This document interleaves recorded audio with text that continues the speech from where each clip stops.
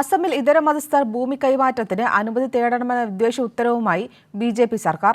കേരളത്തിൽ നിന്നടക്കം പ്രത്യേക മതക്കാർ ഭൂമി വാങ്ങുന്ന ഭീതി മൂലമാണ് നടപടിയെന്ന് മുഖ്യമന്ത്രി ഹിമന്ത ബിശ്വ ശർമ്മ പറഞ്ഞു. ഭൂമി ഇടപാടുമായി ബന്ധപ്പെട്ട പരിശോധനകൾ ശക്തമാക്കാനും സർക്കാർ ഉത്തരവിട്ടു. അസമിൽ വ്യത്യസ്ത മതവിഭാഗങ്ങൾക്കിടയിൽ നടക്കുന്ന ഭൂമി കൈമാറ്റങ്ങൾക്ക് മുൻകൂർ അനുമതി നിർബന്ധമാക്കി BJP സർക്കാർ. ഹിന്ദുക്കളും മുസ്ലിങ്ങളും തമ്മിലുള്ള ഭൂമി ഇടപാടുകൾക്ക് സംസ്ഥാന സർക്കാരിന്റെ അനുമതി തേടണമെന്ന് അസം മുഖ്യമന്ത്രി ഹിമന്ത ബിശ്വ ശർമ്മ പറഞ്ഞു.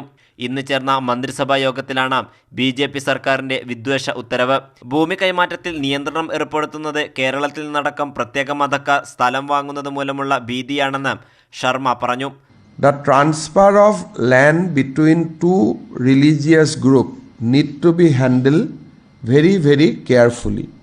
All such land transfer proposal, government will scrutinize each and every proposal.